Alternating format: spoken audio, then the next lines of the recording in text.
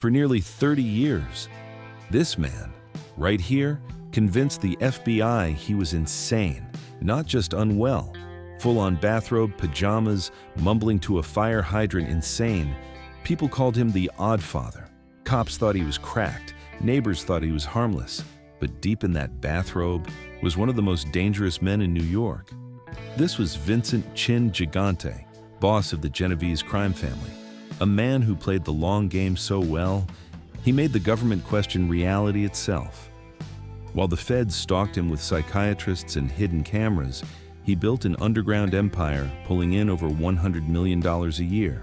No phones, no names, no loose lips, just power, discipline, and bathrobe theater. Today we break down the legend and the long con of a man who pretended to be crazy to protect an empire that was anything but. And if you're into mob bosses who outsmarted the system, hit that like button. Because Mafia Dork is about to tell you the true story of the man who fooled the world and ran the mob in his slippers. Vincent Louis Gigante was born in 1928 in New York City, right in the heart of Greenwich Village. He was the fourth of 5 sons in a working-class Italian-American household. His father, Salvatore, fixed watches. His mother, Yolanda, stitched dresses. They were from Naples, honest, traditional, not exactly the kind of people you'd expect to raise the future boss of the Genovese family. But New York had other plans. Like most kids in the neighborhood, young Vincent, or Vincenzo, grew up fast. By 16, he dropped out of high school, not because he couldn't handle the work, but because he saw a different kind of opportunity in the ring. He became a boxer, and not a bad one either. Fighting as a light heavyweight, Vincent the Chin Gigante racked up 21 wins in just 25 bouts. His nickname? The Chin. Not because of his jaw, but because his mother's thick Italian accent turned Vincenzo into Chinzo. The name stuck. The gloves didn't. Because boxing was never the end goal. It was training, discipline, pain tolerance, footwork. All things he'd later use in the streets. See? While his parents worked legitimate jobs, Vincent was already getting pulled into the shadows of the city. And in that shadow stood a man named Vito Genovese. Vito was one of the most feared and ambitious bosses of his era, and he saw something in young Gigante. The calm, the size, the loyalty. Vincent became his driver, his bodyguard, his personal apprentice in the art of power. And just like that, the Chin was in. By the time he was 25, Gigante had already racked up 7 arrests. Auto theft, arson, assault, you name it. But he rarely did time, because just like his mentor, he knew the golden rule of the mob. It's not what you do, it's who protects you after you do it. Throughout the 1950s, he earned his bones as a feared enforcer, quiet, disciplined, and brutal when needed. He didn't talk much, he didn't show off. But inside the Genovese family, they were already whispering, "This kid's gonna go far." Before it was the Genovese family, it was Luciano's. Charles, Lucky, Luciano, the architect of modern organized crime, founded it in the 1930s. And Vito Genovese? He was just a loyal number 2. But when Luciano got deported back to Italy, he handed the keys not to Genovese, but to a smoother, more politically connected operator, Frank Costello. Vito didn't take that lightly. He smiled, nodded, played the loyal soldier. But in private, he was furious, and he waited. 10 years to be exact. And when the time was right, he didn't send just anyone to handle business. He sent Vincent Gigante. It was May 2nd, 1957. Frank Costello was just arriving home from dinner with his wife and a few friends. A yellow taxi dropped him off near Central Park. As he stepped toward the front door of his luxury apartment building, a black Cadillac crept up behind. Inside the building's vestibule, Costello reached for the elevator. And that's when it happened. A bullet ripped past his head, grazing his scalp. He staggered inside, collapsed onto a leather couch. Blood, confusion, silence. Outside, the shooter sprinted back to the getaway car.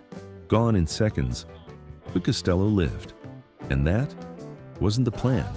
Cops flooded the scene. Costello, dazed but alive, refused to cooperate, said he didn't see anything, didn't even hear the gunshot. Classic mob omerta. But the doorman, he saw everything. A tall, stocky guy, 6 feet, quick on his feet. The NYPD put 66 detectives on the case, and pretty soon, a name came up, Vincent Gigante, the Chin. He was arrested and charged with attempted murder. The case went to trial in 1958. But here's the twist.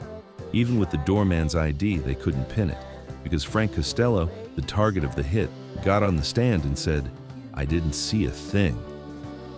No ID, no conviction. Gigante walked, and as reporters tell it, on his way out of the courtroom, he leaned over to Costello and whispered, "Thanks, Frank." Frank got the message, lived through the bullet, but stepped down from the throne. Just like that, Vito Genovese finally got what he'd waited years for, control of the family. His family. But it didn't last long. A year later, both Genovese and Gigante were convicted in a massive federal heroin case, a setup that many believe was orchestrated by Lucky Luciano himself, with a little help from Carlo Gambino. Genovese got 15 years, Gigante got 7, and even then, the judge received letters, dozens of them, praising Gigante's good character and his work with New York City youth. He did just 5, got out on parole. Genovese died behind bars. And the Chin? He came home in 1969 and started something the mob had never seen before. A decades-long magic trick where he ran the most powerful crime family in America while pretending to be completely insane. By 1969, Vincent the Chin Gigante wasn't just some trigger-happy enforcer anymore. He was a capo in the Genovese family, a captain. And with the promotion came attention, surveillance, wiretaps, heat. So what did he do? He disappeared into a bathrobe. It started with a bribery case in New Jersey. Local cops had been tipping him off when the feds were watching. He got indicted. And suddenly, the Chin wasn't just quiet anymore. He was mentally unfit. At his trial, his lawyers pulled out reports from psychiatrists. Paranoid schizophrenia, hallucinations, delusional episodes. He couldn't stand trial, they said. He was too sick. And the court believed them. Charges dropped, case closed. But this wasn't a one-time defense. It was the beginning of one of the most legendary performances in mob history. Gigante started showing up around Greenwich Village looking like a ghost. Pajamas, bathrobe, slippers, mumbling to himself, talking to parking meters, pissing in the street, refusing to shower. To anyone watching, he looked broken. To the FBI, he looked untouchable. And behind the scenes, he was taking over. When longtime boss Philip Lombardo stepped down due to illness, Vincent Gigante became the undisputed boss of the Genovese family. And he didn't come in guns blazing. He came in quiet, calculated. Like a chess player sitting down at his own table, he immediately implemented strict internal rules. You couldn't say his name. If you had to refer to him, you touched your chin or made the letter C with your hand. That was it. No phones, no paper trails, no leaks, just absolute discipline. And he had help. His younger brother, Louis Gigante, was a respected Catholic priest, and he became one of Vincent's most credible character witnesses. "Vincent's a paranoid schizophrenic," Louis said. "He's been that way since 1968. He hallucinates. He needs medication, doctors backed it up. Psychiatrists testified. Paperwork showed Gigante had been in and out of mental hospitals over 24 times between 1969 and 1995. It wasn't a performance anymore. It was his identity. Meanwhile, behind closed doors, Gigante built the most powerful criminal empire in America.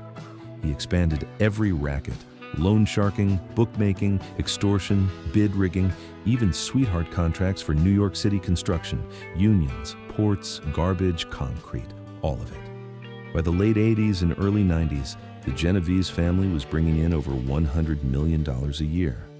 And their boss? Still walking around the village, talking to himself like he didn't even know where he was. For over 25 years, Vincent Gigante fooled the world, doctors, judges, the FBI, even his own family. But in 1990, that robe he'd been hiding behind started to slip. That year, federal prosecutors hit him with a massive indictment, bid rigging, millions in dirty contracts. The case centered on New York City Housing Authority projects, government money meant for low-income families, now funneling straight into mob pockets for window installation jobs. 14 other defendants were swept up, but all eyes were on Gigante, and like clockwork, his legal team rolled out the same performance, psych reports, doctors saying he was too far gone to understand, witnesses claiming he didn't even know his own name. But this time, the feds didn't blink. In 1993, it got even worse. Another indictment. This time, murder. Gigante was charged with ordering the hits of multiple mobsters, and most explosively, conspiracy to kill John Gotti. Yeah, the Teflon Don himself, the flashy, press-hungry boss of the Gambino family. Gigante hated that spotlight. To him, Gotti was a reckless showboat, so he sent shooters to take Gotti out. The hit failed. But the message? Loud and clear. Stay in your lane. But the courtroom couldn't be faked forever. After years of delayed tactics in psychiatric theater, in 1996, the federal judge finally said, enough. Vincent Gigante was declared competent to stand trial. The illusion collapsed. 1 year later, on July 25, 1997, Gigante was convicted of racketeering and conspiracy to commit murder. He was sentenced to 12 years in federal prison. And with that, the longest-running performance in Mafia history came to an end.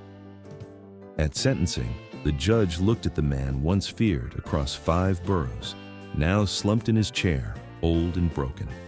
He said, "He is a shadow of his former self, an old man finally brought to bay in his declining years after decades of vicious criminal tyranny." But even prison couldn't stop him entirely. From behind bars, Gigante was still believed to be giving orders, running the Genovese family through intermediaries until 2003. That's when the truth finally came out. In a plea deal on obstruction charges tied to the earlier trials, Gigante finally admitted it was all an act. The bathrobe, the mumbling, the hospital stays, all of it, a ruse to avoid prosecution. His lawyer later said, "I think you get to a point in life where you become too old, too sick, and too tired to fight." Vincent "the Chin" Gigante died in prison in 2005. He was 77 years old. And while most mob bosses get remembered for bloodshed or betrayal, Gigante left behind a different kind of legacy. He ran the most powerful mafia family in the country from behind the curtain while wearing slippers. So what do you make of a man who fooled the FBI with a bathrobe? Vincent "the Chin" Gigante didn't move like Gotti. He didn't dress like Gambino. He didn't chase headlines or bullets or blood. Instead, he walked slow, talked nonsense, and built an empire in silence. They called him the Oddfather. But there was nothing odd about his success. He ruled for decades, outlived his enemies, and ran the most disciplined mafia crew in America while pretending not to know what day it was. If that's not genius, it's at least worth a slow clap in slippers. So do me a favor, like the video, drop a comment, let us know what you think of Gigante's master plan, and hit subscribe for more stories from the underworld, told the way only Mafia Dork can tell them. Got a favorite mob boss you want us to cover next? Put their name in the comments. We read everyone. And hey, if you ever catch someone talking to a parking meter, don't assume they're crazy. They might just be the smartest man in the room.